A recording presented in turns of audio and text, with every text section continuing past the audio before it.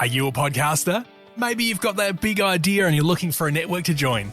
The multi-award-winning Ozcast Network can get your content to eyes and ears all over the world. Join now for the first month free, and you could be featuring this sound at the beginning of your podcast. Ozcast. Simply head to ozcastnetwork.com for details.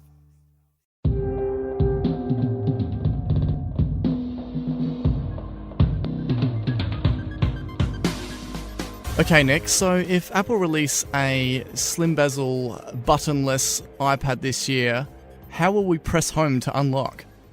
We might want to swipe to unlock.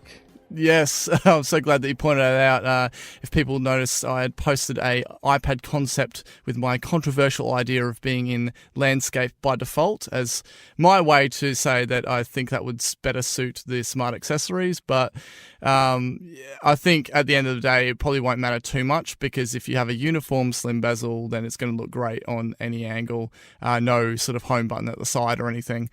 But yeah, I was so excited to try and get this concept out there that I missed a various obvious factor of the actual user interface. So luckily enough, you pointed that out the next morning and I managed to make some quick changes.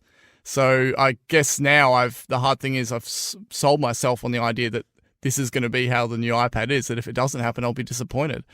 So, well, at least we split either way on that, because if it's not like that, you'll be disappointed, and if it's not like that, I'll be super happy. So I'll just I'll never not think of the Android tablet with landscape by default.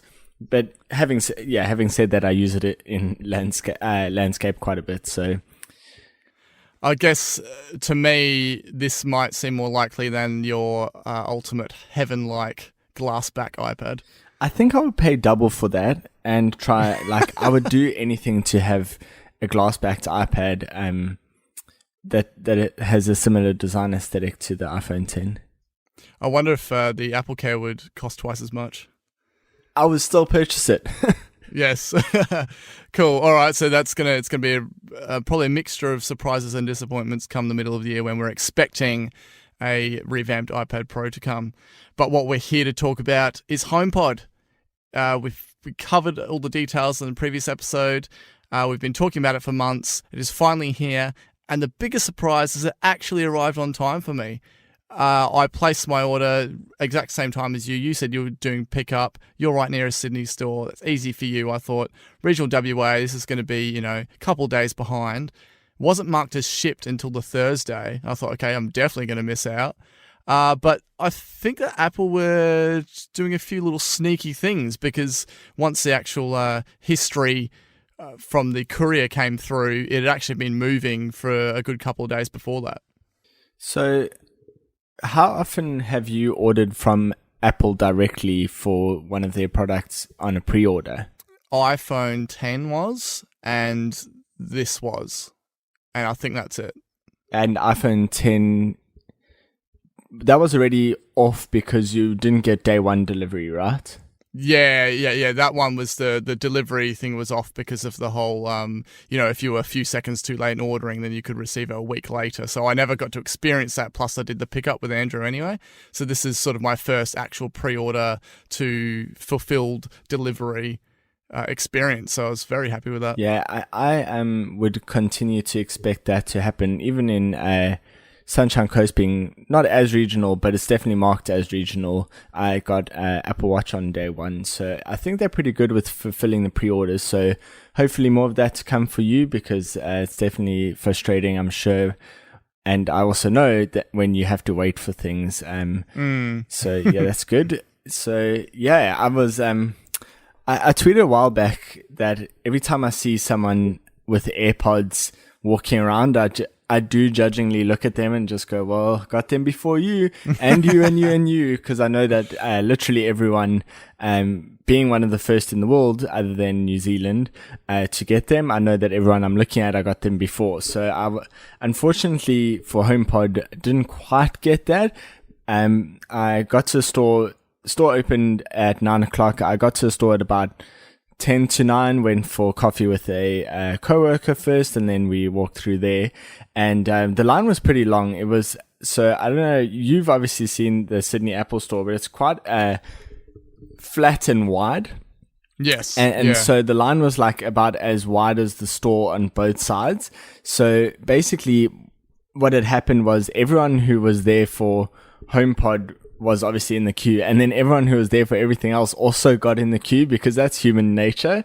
So people are just getting in the queue. So I was about 20 people back, and turned out that only 5 or 10 of those people were actually there for HomePod. So I was among the first, not quite like literally number one in line, but there were quite a few people in front of me that didn't even belong to the HomePod purchasing. We just had to go straight through to some guys who were helping us out, and they just sent the calls back for the order to the back room, and they came flooding through. My two were one of the first that to come through. So it was pretty cool to get it so early, but of course I couldn't do anything until I actually got home. So that was quite a hard day at work. Any running up the stairs, apocalypse style experience? No, it's level 1 and no rush, because I knew I already had them. So I just calmly walked in, had my photo taken, part of like Apple's marketing. So, hey, maybe one day Tim Cook will tweet a photo of me. I hope so. That's cool. Yeah, I've never had a photo taken Apple. That's awesome. Yeah, okay. So one of the first in a handful of people, we can sort of safely say, I guess. All right, so yeah, approximately after you picked it up, how long was it until you actually got to try it out? You waited till the end of the day, right? Yeah, so I probably got to try it out about 5:30. So that would have been 8.5 hours of pure anxiety. Okay, well, what better way to go about this than to get right into it? And before I want to talk about the sound, which is one of the key things for the HomePod, I'm going to cover the actual design of it. So what are your thoughts on the size of it, just the overall design, and how does it fit with your current decor in your home? Yeah, so I obviously got the space gray model because I've always had space gray everything, and so I naturally love the color. It's quite a dark gray. It's really, really beautiful. The one thing that I really like about it is the mesh covering. It's just like perfectly uniform and just shows up so well in photos. It's just absolutely beautiful. I've been lucky enough to go into the store and check out the white ones on display, and they were stunning. I was considering getting white ones for my bedroom because I have white bedside tables, and it would look really, really nice. So maybe one day in the future, once we have stereo pairing and see how it go, might get a white one for the bedroom, move the grey as a stereo pair for grey into the sort of like living area. But okay, yeah, I also love the little Siri waveform on top. Wow, obviously, yeah. it's not a screen or a display. So it's not. It's just like this.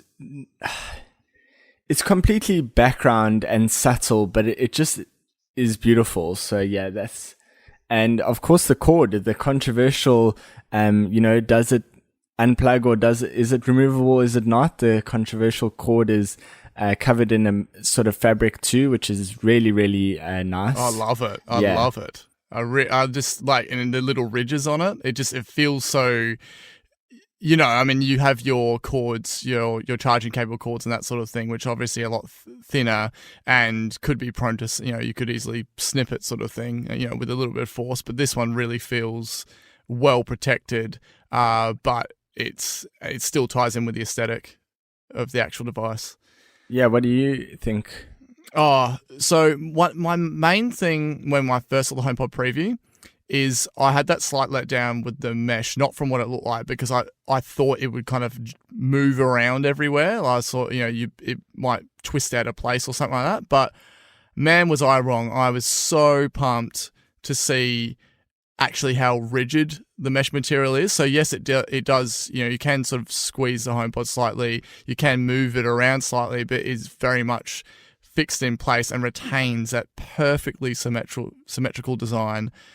It's, to me, and a lot of people have said, it's straight up Johnny Ive. It's so simple and beautiful at the same time, and I absolutely love the design of this. The size is as expected, so a lot of reviewers prior said it is actually quite small in comparison to a lot of the other high-end speakers. The Siri waveform, as you said, I think looks fantastic. I'm glad I didn't position my HomePod up high that I couldn't see it, because I just love seeing it come up. And yeah, as before, the look and feel of the cable is great. And I currently have it sitting on a wooden table in the sort of kitchen/living area. It's quite open. So the space grey blends in well, in the sense that a lot of other things I stick on that table are dark as well, and the wood is relatively dark. So it blends in enough that anyone that's walked in hasn't spotted it straight away. And said, you know, what is that? It's not until they're sort of actually sitting near the table talking to me, they're like, oh, is this, you know, what's that thing there? Or is that new Apple speaker? So it's definitely ticked the box there for actually fitting in with the home. Yeah, and as you say, with it being so Johnny Ive, once the iPhone 10 came out, they said that was their 10-year vision for the phone. You know, right from the very beginning, they imagined it as like just this pane of glass screen with nothing in the way. And they've increasingly tried to get to that. With the HomePod, it feels like they're already there. Obviously, they'll iterate over time, and iteration will be quite slow, as what happened with Apple TV, but you just get the sense that they've really taken the time to perfect it, and there's nothing superfluous on it. And some people I call those things superfluous, and some people will say that they're necessary, like a 3.5mm jack, maybe a hardware mute switch if you feel like telling Siri to stop listening is too much effort. You know, there are a couple of things that just are not in the way, and I find it beautiful. Obviously, I just want to call up front that I'm all into the Apple ecosystem with absolutely everything, so I'll just preface everything that I say with that. And so when I talk about the speaker, I'm talking about it from that point of view, and I'm like not sort of shying away from that. So if you don't quite fit in with everything Apple, you know, obviously experience will differ. Oh, 100%. And before we move on to the actual setup process, as you alluded to, the controversial cable that was said to be non-removable is actually removable. Some Reddit user decided to, with force, remove his cable, so it is actually possible, but it's definitely not recommended. And the good news is that for $29, so the actual cost of the AppleCare coverage of it, the cord is repairable. So I did get a little bit, hey, don't touch my new product when the kids approached the HomePod. It's like a look but don't touch scenario. So, but they're very much inquisitive with it. And as soon as I started, I made the mistake of playing the Shaun the Sheep theme tune. And as soon as I stopped, there was a lot of demand to keep playing Shaun the Sheep, Shaun the Sheep. So it sounded great, but I wanted to just listen to my music at the same time. Yeah. Well, what's nice about that is that you can turn off recommendations or play like songs that are played on the HomePod informing your recommendations. So if you turn that off and you go off to work and your kids want to play Shaun the Sheep all day, you're not going to it's not going to come into your music preferences, which is really nice. But at the same time, like, you know, both of your kids are quite young, and, you know, it is voice only, so they can also interact with it, which, you know, without actually having to touch it. So it is quite a kid-friendly device in that sense. Yeah, definitely. I actually had quite a touching moment. Obviously, you know, I don't think any of the listeners would know, but you know, there's a constant work in progress with my daughter and her speech development, and she's around 4 years old, and I was just so filled with joy when she attempted a Hello Siri request. That was really cool, because she'd just seen already between myself and my wife with HomePod just being there, just using Siri that much more, and so she managed to sort of see what we were doing, pick it up, and try it out herself. So hopefully, you know, in the near future, it might be able to actually pick up what she's saying. Awesome. So yes, that's very cool. How's the setup for you? Oh, so simple. It was awesome. It was obviously I'd watched the videos, and I have AirPods, so I kind of like was expecting it, but it was still a wow moment for me. My favorite part, obviously, there's so many things happening in the background that would have not happened 10 years ago that, you know, we take for granted now. So when you're setting it up, it transfers all of your settings, passwords, Wi-Fi network, everything, like your Siri settings, account details, over to HomePod. Just by clicking like setup and holding your phone near it, right? But my favorite part was where you say, hello, what can you do? And then it just says like, oh, I can do lots of things. I can read you the news. And then the card comes up on the card on the phone, like the first point with the app icon. And it's like, I can play some music. And then it shows like the music thing. And then it has like the one other. And the way that just fills out as it's saying it is just so, that's attention to detail. And some things have been going wrong in Apple software, but that just showed like, something that I think only Apple would do. Well, I have a Google Home and they didn't do that. So that was really exciting. And then just when, you know, okay, so on the setup, then once that thing finishes, it's like, okay, ask me to play some music. And then it says, you know, say, hi Siri, play me some music. So I did that. And it's supposed to play a personalized song, and boy, did it deliver. It came through with Counting Crows, which is like one of my all-time favorite bands, and probably sums up thousands and thousands of listens in my Apple Music library. Wow. So it was really, cool. Really great to just see like, oh, here's some Counting Crows, which is awesome. And then for Michelle, my partner, it was Bob Marley, which is also extremely, well suited to her, which was also interesting because I don't think she has listened to that much on Apple Music, so must have just been using some really good algorithms to get it. So that was my setup. I think that's great because both those examples, especially of the band of those artists, would be a good kind of all-rounder judgment of the actual sound quality. So it's not like something that's specifically electronic or specifically all out loud. It's kind of like one of those.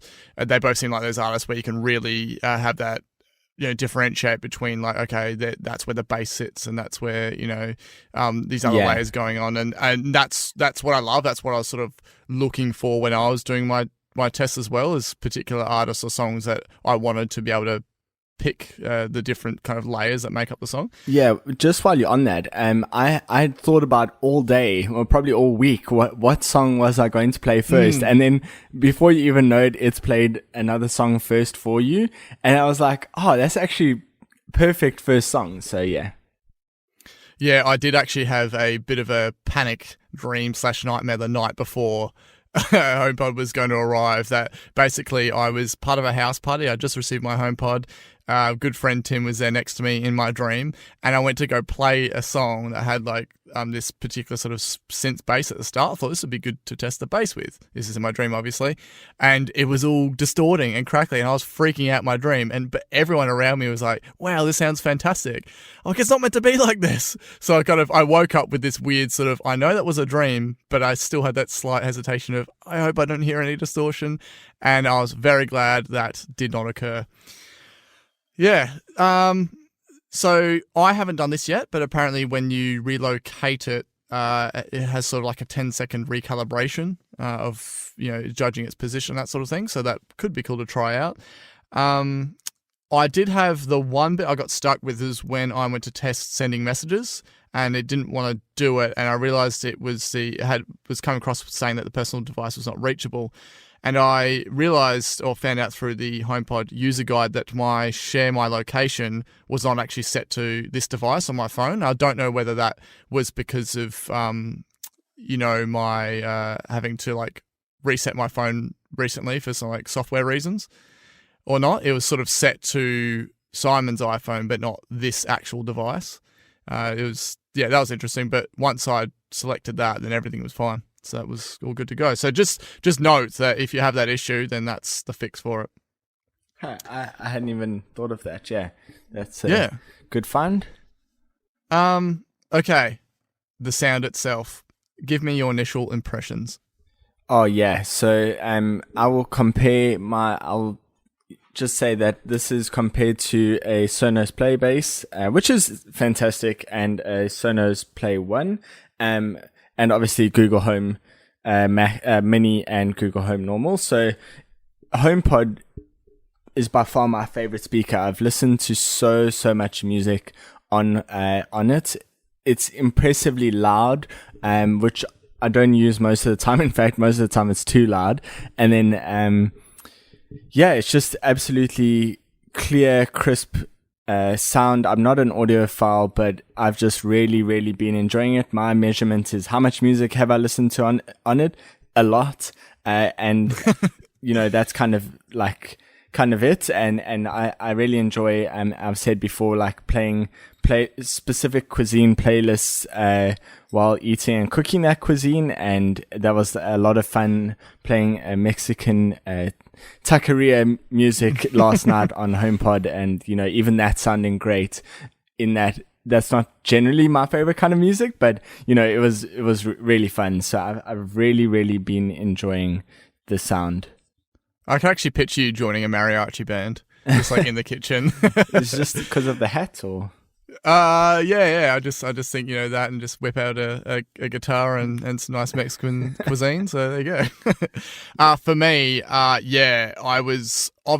had a lot of expectations given the very positive reviews and given Apple's presentation of it, but I was trying to kind of set my expectations at a level where if people hear, okay, this is the best sounding speaker in its category, and it's even better than more expensive versions, I think people have this preset idea in their head, similar in the way that when you go shopping for a TV, there's the TVs that are on display have super like saturation set and all these ways that it's configured to have that wow factor at a glance. But in real life, if you were to bring that home, you don't actually want all that. And so I was glad that I was setting my own expectations in the way that, no, I didn't want it to have that, say, classic Beats, bass boosted EQ or anything. I was looking for a more overall realistic full sound, and that's what I got. And it's true to the actual performance on the song, which I'm very happy with. So yeah, to me, it definitely fills the room. And I was also very glad that there was no form of distortion, particularly when I pushed it up to the above 90% level, which I only sort of did for a bit because I didn't want to get any noise complaints, because it is quite loud. So did you have any go-to test tracks after that initial Canyon Crow suggestion? Yes. My favorite song that really just showcases the quality for me is 30 Seconds to Mars. I think it's Dangerous Night. It's just such a it's pretty cool. Then I've got some like Georgia Smith, which was more Siri related story, which I'll get to later. And there was like Cold War Kids stuff on there, which again, just so great on HomePod. Yeah, so for me now, because I usually lean towards the heavier side of things with music, I was trying to not listen to exclusively like metal that's just like full on. So I wanted something, because I listen to a lot of other alternative, rock or like hard rock and that sort of thing. So some new songs I'd be listening to lately, the pre-release singles for the upcoming Perfect Circle album, I was like, straight away, I was like, yeah, that's what I want to try. And I absolutely loved it. I really loved the fact with it, I was able to pick, tom fills and that just really, there was that much more detail to them. You could, because usually when it comes to like a tom fill and that, along with a kick, it all kind of melds in with each other. But listening through HomePod, it just really showcases that performance of the drums. So I loved that. I tried some more sort of like chill alt rock with Incubus, because they got a really good warm sort of analog sound, and that was great. The bass was really great on that. And I went all out with the with some more modern metal like Meshuggah and Architects, and that was awesome. That was really driving, and it was great that the kick still had a good amount of bass to it. It wasn't too clicky. I then did a total throwback to mostly electronic with the Tron soundtrack, which is Daft Punk. That's a soundtrack I really love. And then I gave it the old applesauce theme music go, and I was very pleased with that too. So it hasn't disappointed yet, and basically the biggest part to me is, the ability to pick the different instrumentation in it. It's kind of like you have a favourite song or a favourite album, and then when you discover something new you didn't notice before, that is absolutely awesome, and that's what HomePod has done for me. Yeah, definitely the layers is a major thing. Just comparing that to my Sonos, there's like a wider sound stage, and you also, I can definitely tell that it's bouncing the sort of background vocals off the back wall, and I think that makes quite a big difference. Having a built-in bass, which I'm almost certain Play Bass and Play One don't have, that just makes it that much better. Having like built-in woofer, so that's like a natural, just not even really debatable. Consumer Reports with their rubbish report there, and then compared to my Google Home and Mini, you really just can't even begin to compare. It's just this enjoyment factor which you don't get on those devices. Well, funnily enough, you're the one that had all the experience with the different home speakers. I'd only ever heard Sonos briefly in store. I'd never heard any of Google's products or Amazon's products for that matter. And about half an hour before we recorded this, I was going on my walk. I bumped into Jared, who was a previous guest on the episode covering Google I/O.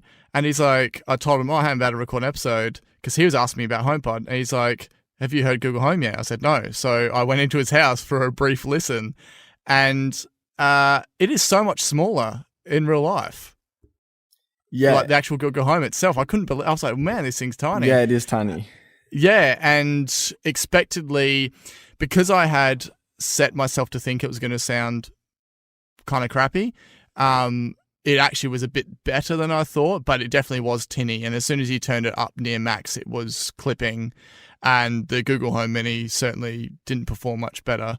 But at the same time, most people, I think, aren't going to be listening at full volume. And like you said, if you're just doing stuff like cooking and that sort of thing, then, it is kind of background music. So yeah. Like, I can see why the purchase of a cheaper product like Google Home and that is good for like an all-rounder perspective.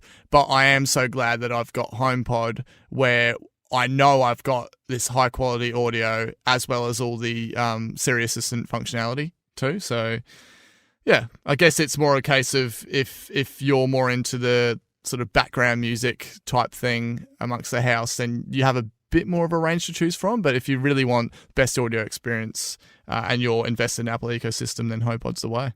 So in reviews, they're saying, I haven't heard the Play 5, but they said the Sonos Play 5 is what comes closest. They did say that the Google Home Max, which is actually more expensive than HomePod, is louder, but the quality and the actual richness of the sound is less impressive. I would like to hear one in real life, but it is a bit hard to gauge instantly unless you're playing like the same song side by side. Yeah. Yeah.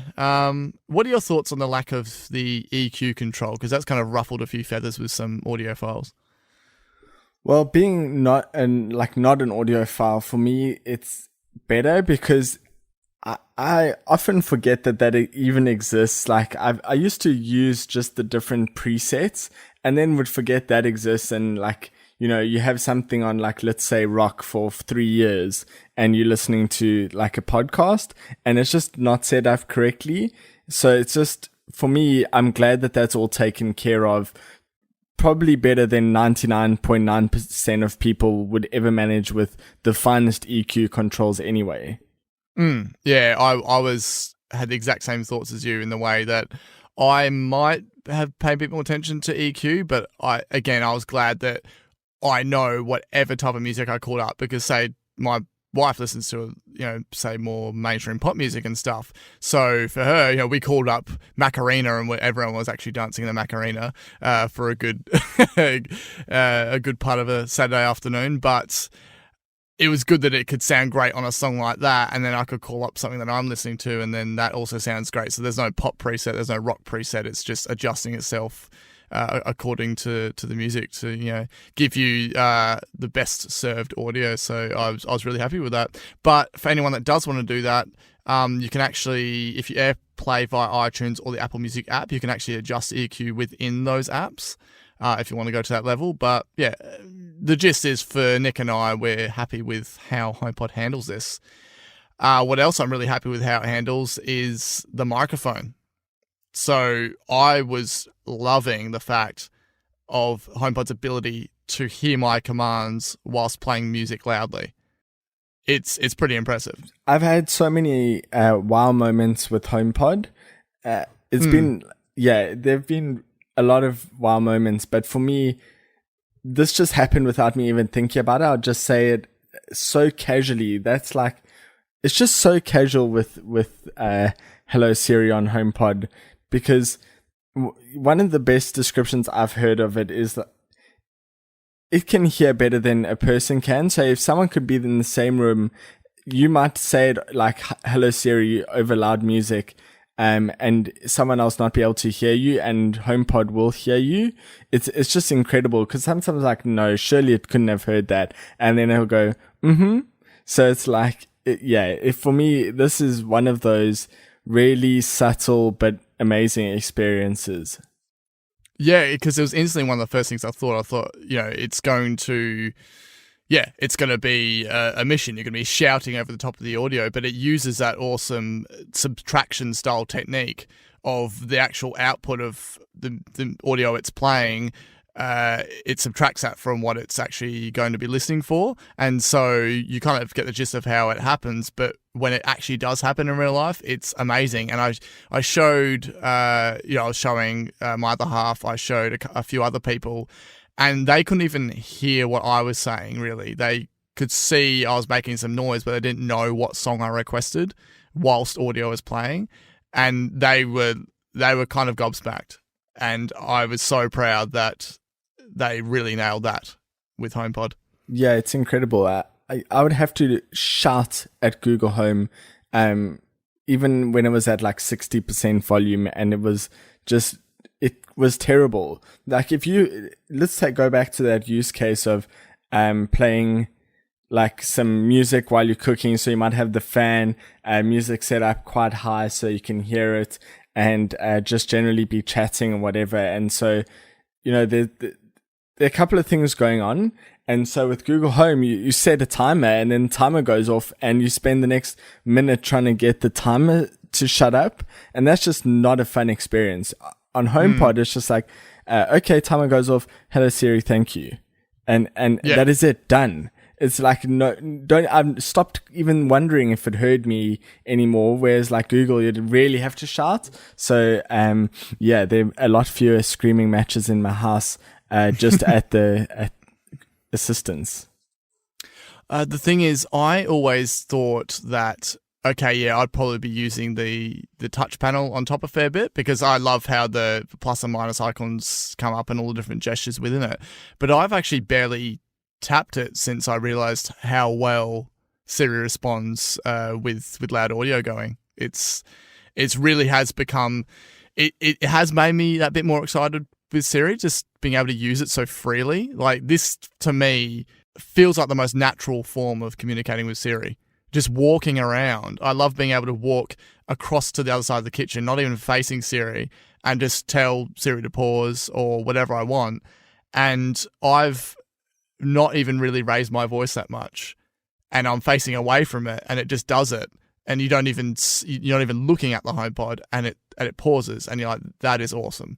That's real. That to me is the real Home Assistant thing. Like, it's almost as if you think there's little microphones placed around different positions in the home to listen to you, but it's just the one HomePod doing it. So where does this fit in with your home setup amongst your other devices? Yep. So I've got one in the bedroom, one in the living area, and I've got my Sonos Play Bass for my TV, which is now exclusively a TV speaker, whereas I used it for TV and music before. And then I have a Sonos Play 1 sitting around that I planned on linking to my Play Bass, but it only sets it up as 5.1 surround sound when you've got, or it's not a 0.1 because I don't have the woofer, but I like 5 speakers surround sound when you actually have 5 speakers. It won't let you do 4. So it's kind of, I planned on just linking that to that room and it didn't work. So now it just sits around, which is unfortunate, but, HomePod has just completely taken over, anything other than pure TV watching. Okay. And so what about the Home and Home Mini? Oh yeah. Well, that's actually related, into a great use case for the Mini. So I've used the Mini, I've moved the Mini to the bathroom, and it sits in like this cupboard that's got like, it's got like a metal mesh on it, so it's open, so it sits in that cupboard, and it's really pretty cool because you just go like, well, I don't know what words to say now, but hello Google, and it's just like you're speaking to the room itself because it's away and you can't hear it, and it's like a little bit louder because it's in like a cupboard. It is quite fun. And I think this is the thing, is that, well, we are Apple focused podcasts and we are very much focusing on the HomePod, how much we love it, but we're certainly not discounting the fact that the Google Home lineup and the cheaper speakers have their functionality and have their place. So it's good that you've managed to still have a use for it, even though, HomePod's become the main player. Yeah. And so what would you commonly use it for most? Like, what have you found yourself using HomePod for? Just in this past few days. My own music, Beats One, like white noise when sleeping, setting alarms. Like, might get to my wow moment with that a bit later. Did I say timers already? Yeah, timers, playlists. Like, yeah, it's just a lot of listening to music. Oh, weather. I've used it a lot for weather, and I use it every morning for news. But the news a little bit. Yeah, I'll also get to that in a little bit later. But I use it for news every day too. Okay. For me, it's just, being able to chuck on music quickly. I've used it for podcasts a fair bit because beforehand I would just chuck both or one AirPod in and I'll just be going around the house and, or out in the yard and that sort of thing. So, it's good to be able to do that. I've used it for calculations a few times. I was actually doing a fair bit in the garden with some landscaping and I needed just some quick, area sizes and stuff. And it was great to just call out to the HomePod and get that. I actually used the timer for the kids at dinner. So my 2-year-old son, Flynn, wasn't eating his dinner. And I said, okay, Flynn, when Siri makes a sound, you have to eat your dinner. And I did a 10-second timer and the sound came on and he's like, looked so shocked. He's like, what's that noise? I'm like, Siri's telling you to eat dinner. And he started eating dinner. It's like, yes, that was so cool. The weather, definitely. We've actually, I've been doing a lot of house prep stuff because we're putting we got a for sale sign going up in our house tomorrow. And I needed to know the weather at particular times over the weekend and particularly yesterday because we had a photographer come around. So that was really handy. And it's my first taste of calling out for news headlines. It's a cool sort of like background noise-ish type thing. I was glad to see it work. I tried it out with the product-specific stuff like sports and that. Unfortunately, it didn't work for tech quite yet, but hopefully I expand the categories there. So were there any other ways you were impressed or were there any ways that you were let down? Yeah, so I will just reiterate that the microphone was really, really impressive.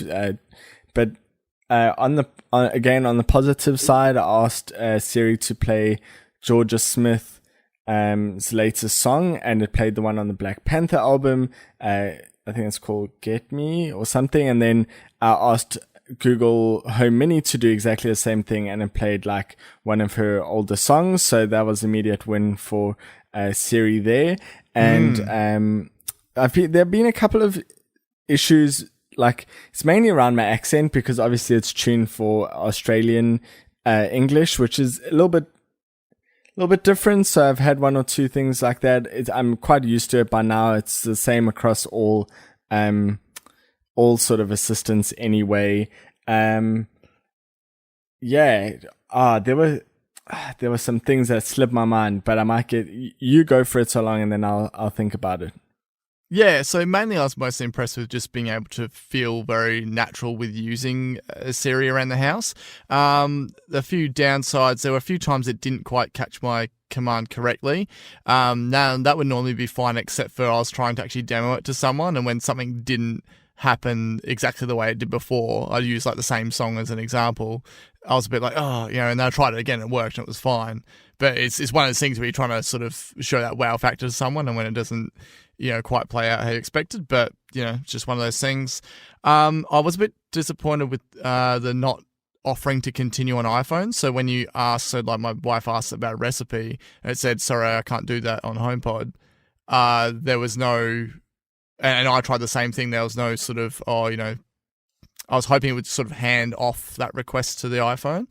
I'm sure this is something that they can roll out via the next software update. And I am expecting a few things with the, obviously we've got the multi-room and the stereo coming soon, but I'm expecting after that, particularly WWDC, for there to be more expansion with Siri. But so far, in terms of the use cases of what I need, Siri's been very helpful. So I feel like it's been a very awesome home assistant, and it's certainly not so many reviews bagging how bad Siri is. Siri is 80% trash, blah, blah, blah.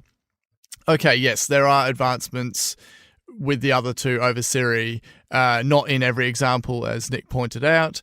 Siri does have, there's a lot of potential there, but I think if people actually put it down to what they really use the home speakers for, it's much of a much to me. I don't feel like intricate commands, as cool as it could be, are something that's going to be happening that often. Absolutely. It's mainly like timers where they're that sort of stuff. Yeah. It keeps fading in and out of my memory, but one of my biggest wow positive moments was I asked immediately as I put it in the bedroom, I said, hey, set a timer, set a weekday alarm for 6 a.m. And I thought there's just no way that it's going to take like the multiple parts on that and put it into the one and get it right. And then it was just like, okay, alarm set for Monday 6 a.m. And I was like, flip, it just took Monday. I wanted it all weekdays. And then I went and navigated into the home app and checked, and there it was, like every weekday alarm 6 a.m. set. And I was like, what? I can't believe it just did that for every single weekday. And then just as an interesting note, I asked what alarms were on. And then it said, you have a 6 a.m. alarm for Friday, 6 a.m. alarm for Thursday, 6 a.m. for Wednesday, Tuesday, Monday. I was like, why did you do that backwards? Yeah. Yeah. Okay. And then go for it. Oh, yeah, I was just saying that's interesting. Yeah, that was weird. But then one of the natural ways I ask Siri to play music is to ask for some music. So I'd be like, put on some rock or whatever. And on Google Home, I'm pretty used to that working, but Siri just doesn't like the some for whatever reason. It doesn't ignore that, which it is just like a habit for saying that, but it's just like indicating I just want it, for a little bit. But anyway, that seems to sometimes break it. So if I say put on some Kanye West, it's like, I don't know quite what you're looking for, but here's Kanye. So yeah. Yeah, I had a few. It still got the point across, but I was sending some messages, and I think it's more, it's the way that I had worded the command. It left out a couple of the words. I think I sent you one of the texts around what HomePod said in regards to an alarm, and it missed the first word of what I wanted to send in the message.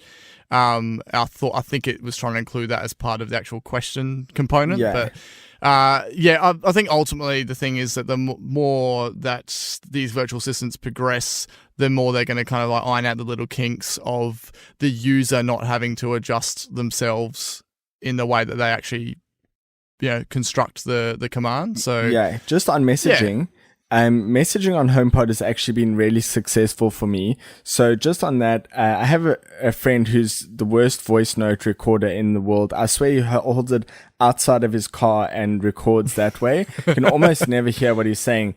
I got a text from him on my watch and I saw that, okay, it's a voice note, but I'll just see what HomePod does if I ask it to read the message, just expecting it to say it can't.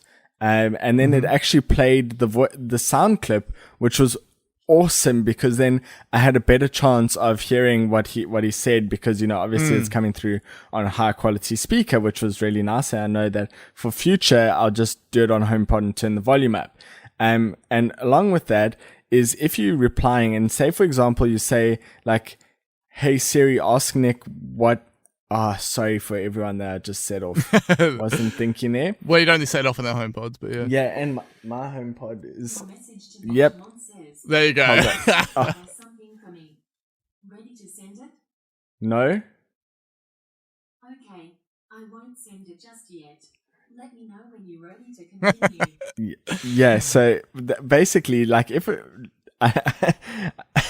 So, okay, you ask Siri to send a message, right? And let's say it includes the what, or it doesn't include the what because it thinks that's part of your question to it rather than the message to me. Yep. What you can actually just do is say, when it says, "Do you want to send that?" you can say no, change it, and then it will change it, ask you what you want to say, and then you can just tell the new one. Or you can do it in one sentence. You can go, "No, change it. What did you have for lunch?" or whatever, right? So you can actually do that quite fluently, the way you would speak to someone.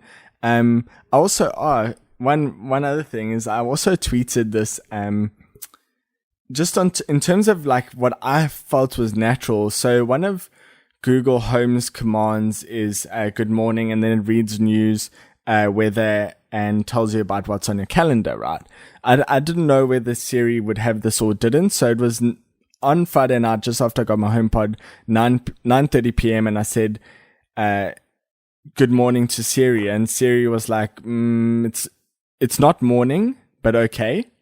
And then I said it to Google, and Google continues as though nothing happened. It was like, "Okay, well, here's the news. This is what's on your calendar. This is the weather." And if you think about what would happen if you spoke to a human and said good morning at 9:30 p.m., the human wouldn't just like proceed to tell you about your day, right? And for me, that indicates an actual closer to life virtual assistant, whether it gave you what you were after or not. Yeah, I think that paired with the actual improved sort of realism of the voice as well, is you can sort of see that while there may be things like, that we want from Siri, such as multiple timers and that sort of thing, which I think they can quickly do, is them trying to actually push the angle of the realism is what's going to make people feel more comfortable with it too. Yeah. One tip for people, if you're thinking that, because we're talking about how sensitive the mics are and that sort of thing, if you want to actually invoke Siri, say specifically on your phone, the best way to force it to do that, aside from kind of maybe yelling closer to the device, is if you actually hold and raise your phone and say it will take that over the HomePod. And then, of course, if you're not holding it, it's just going to, Siri, like it's always done, is going to respond to which one was heard best. So I have had I can visually see it when I'm saying it out loud, and my phone's actually near the HomePod. My phone will actually light up, but then the HomePod will take it. So that's been handy. Yeah, so I've had like a situation where my watch was raised, and I think it tries to think if you are using a device that is set up with HomePod, it will rather take it on that device. And like if you're actively using it, if you're not actively using it, it will set basically all of them to listen and then pass off to HomePod.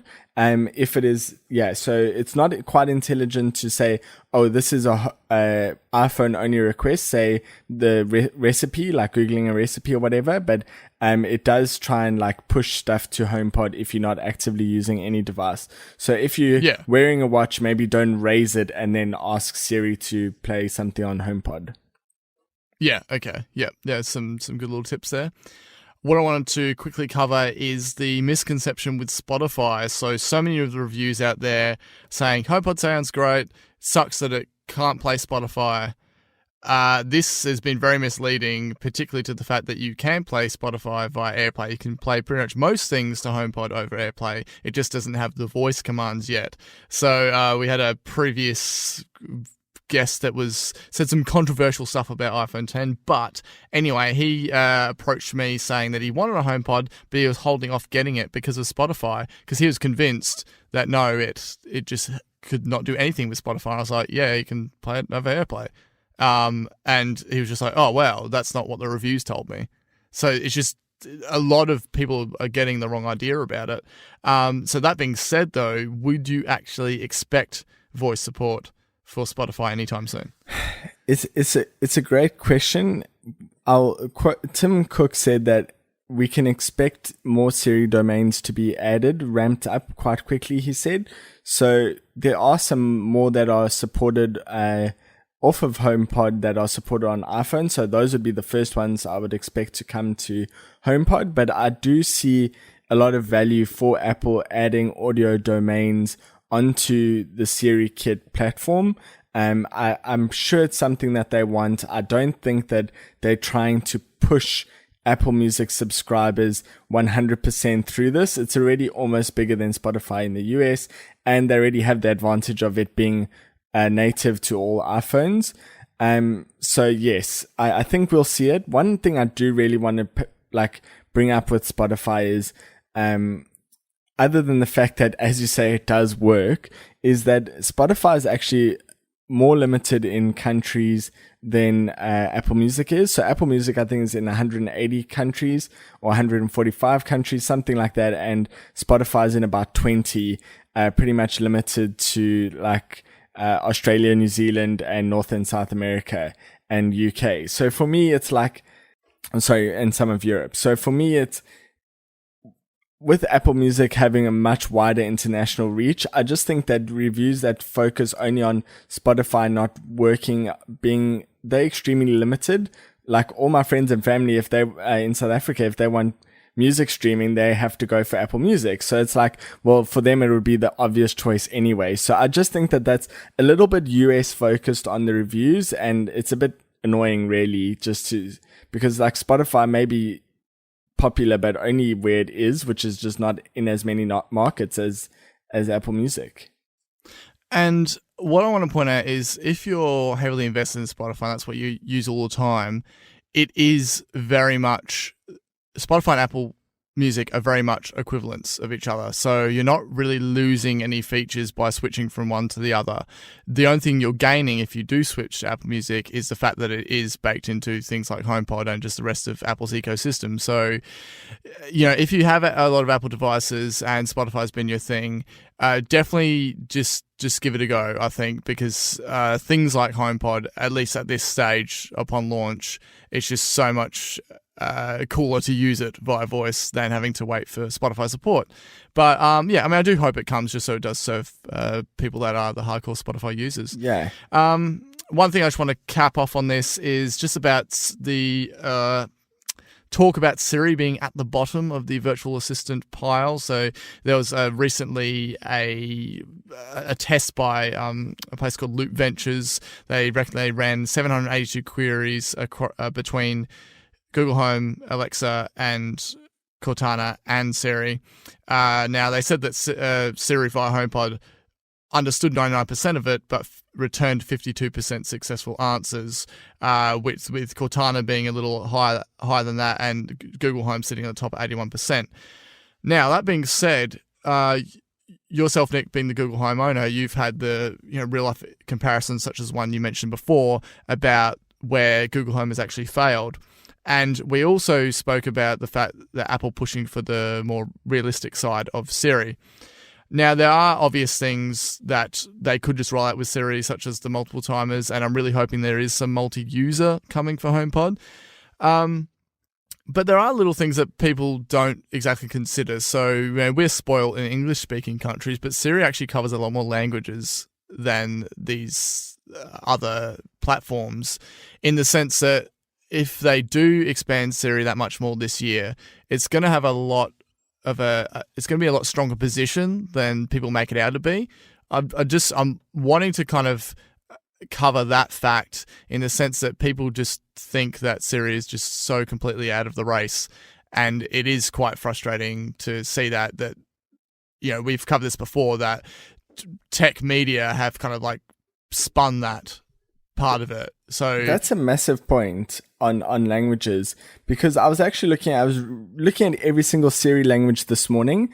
I saw that Google Assistant is only available US English on iPhone app, and on Siri they have so many languages, it's ridiculous. Like, there's still obviously more to come and more that I would like, but it's just like everything from Thai to Russian and like some really complicated languages, different kinds of Chinese, so many different variations of English, Arabic. It's like, really, really impressive what Apple has done with just the language support. And if you like take that and say, okay, well, how many of those 782 queries can be done across all languages on the devices, and you'll find a lot better success rate on Siri. What I really don't like about the Loop Ventures thing is I don't think that this is something you can measure in your arbitrary queries that you write. Like, in my experience and things I actually ask Google Home, it probably also gets 52%, because so many times it doesn't understand me, so many times it doesn't hear me, so many times when Google Home was first launched, when I first got one, oh my word, it was horrendous. It was just like, I can't do that yet, but I'm learning. Can't do that yet, but I'm learning. I'll be watching TV now, when this was still in my kitchen, and no Google is even mentioned, and just Google pipes up like, sorry, I can't do that. It's like, no one was speaking to you. So it was a real problem. At least 3 to 4 times a day, it would just say that. Literally from nowhere. And it's just like, well, what? That was when I'm not trying. And even when I'm trying, it's still saying that. So, that coupled with some privacy issues, like, I just don't get the obsession with the tech media for hating on Apple.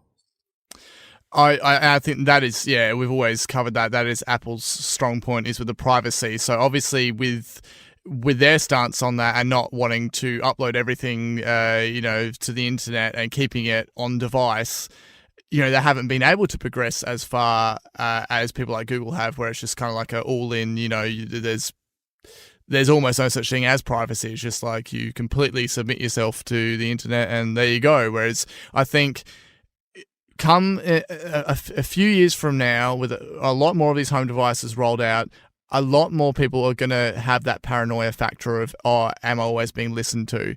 And I think with Apple pushing the privacy, with the Siri language support, the realism of Siri, and then in that time, hopefully having expanded Siri that much more, it's going to be a much more compelling platform. Like, we already find it quite compelling, but it's going to be a much more compelling platform, voice assistant for the general public. And I just think that the tech media need to really jump off that angle, because it is unfair. Things can be proven in a single test, but as you say, a single test doesn't apply to actual real life use. Yeah, and the other thing that I want to just continue with why Siri is awesome, in its limited domains, is from my watch to my phone, literally across all of my Apple products, I have Siri, right? So for the core things that I use Siri for, I can ask it on every single one of those. So if I'm setting a timer, like, I can either raise my wrist and do it, or, or ask HomePod, or do both if I want to set multiple times. Not ideal, but doable. And like, for me, it's just being able to move from one to the other with your AirPods in and then out and then on your HomePod. It's like, all of that is just, as I say, you got Siri on your AirPods. It's like just this ecosystem, whether you're out for a run or you're entertaining friends, you have that same consistent virtual assistant. And for me, that experience is just something that you cannot get on the Google platforms, no matter how much they want to push Assistant being across, like, all of their devices, just not in the same extent that Siri is. I love the fact that Siri is everywhere without being everywhere, in the sense that it is available on all these different devices, down from AirPods all the way up to HomePod. But because it's like a per device situation, you don't feel like that your life is being invaded and data is being collected at every turn. So that balance I think that they've struck is really great, and I'm really looking forward to what they can bring out with Siri this year. Which brings me to my last point: is what do you want from Siri in HomePod for this year? I'm on the similar ideas as you, so I might let you run with them so I don't steal them. So an obvious ones that everyone likes to point out now that HomePod is out is it can't do multiple timers. I'm like, okay, well, if Apple can do that in either the next update or come WWDC, that seems like an easy one for them to do. It'd be good to get calendar support too. That'd be handy, because I was using lists and reminders a lot, using HomePod to create some lists for some items and that. So calendar support would be good. I'd love to see it be able to do Apple TV requests, like asking it to stuff involving like opening Netflix and that sort of thing. I think that seems quite achievable. The bigger one that we've been waiting for a long time is multi-user. Now that's to me, it seems like that's going to happen across more than just one device. They can't just roll it out for HomePod. It's going to have to be like and TV or something like that. And that's pretty much it for me. And then maybe just iron out some of the kinks in terms of how you have to word requests, but it's been pretty good. So can you think of any others? Yeah, just some, as we mentioned earlier, more Siri kit domains.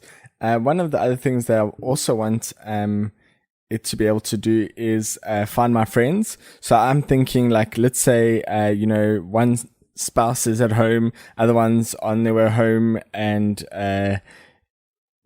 you just want to know when to get ready to go out on a date or whatever, and you're just like, oh, where's Nick? And it can just say like, oh, Nick is at Wynyard Station or whatever. Like, so you just get a better sense. Like, for me, that would just be just completing the ecosystem. And then just to go back a little bit on Siri, is that although it's per device, like that can be a positive and a negative. Some things that work on phone don't work on HomePod, do on watch or whatever, right? But at the same time, it's also optimized for each of those devices. So on HomePod, you have a great conversation about music. On TV, it's films and TV shows that are really spectacular. Obviously, phone and iPad are the best, and then files and that sort of thing on the Mac. They're just like optimized for that, and it does do really well with that. Yeah, definitely. I think that there's still some obvious things that they can sort of bring up to line with each other, but yeah, I certainly appreciate what Apple has done with, not just throwing all features into HomePod or all features in Apple TV, because then it'd probably be returning a lot of, oh, sorry, I can't do that type responses. So, that brings us to the end of our HomePod review. I can't believe I got one on the launch day. And I just want to use it more. I felt like I've barely used it. Like, I've used it, but I just want to, lock out a whole week of work and just like test out all these different things I want to do. And just really rock the house, because it can certainly go loud enough. Yep. Okay, so that brings us to the end. For anyone that doesn't realise, Apple Slice is part of the Ozcast Network. So if you want to check out us and other great Australian podcasts, go to ozcastnetwork.com. We are also on social media, Nick. Yes, you can find us on Facebook, Twitter, Instagram, and YouTube. And of course, if you'd like to subscribe to Apple Slice, just search in your player or visit our website, appleslice.com.au. So I guess now it's just waiting for AirPower.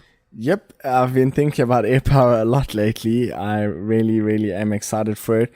I want to see what happens with the loop bands, but yes, AirPower up next. Yep, can't wait for that one. All right, it's been good having a chat, Nick. I better get back to HomePod and ask Siri some stuff. Awesome.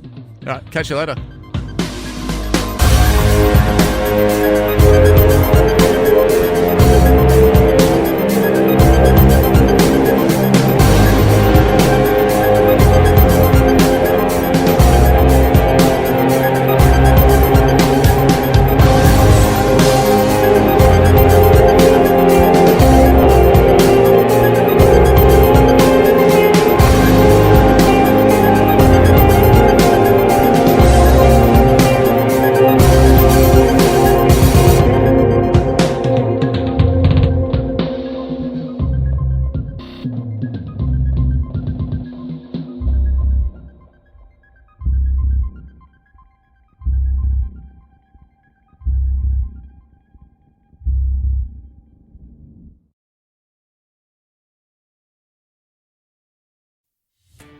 Are you a podcaster? Maybe you've got that big idea and you're looking for a network to join.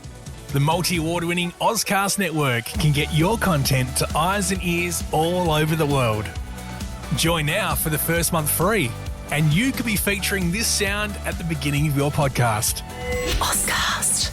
Simply head to ozcastnetwork.com for details.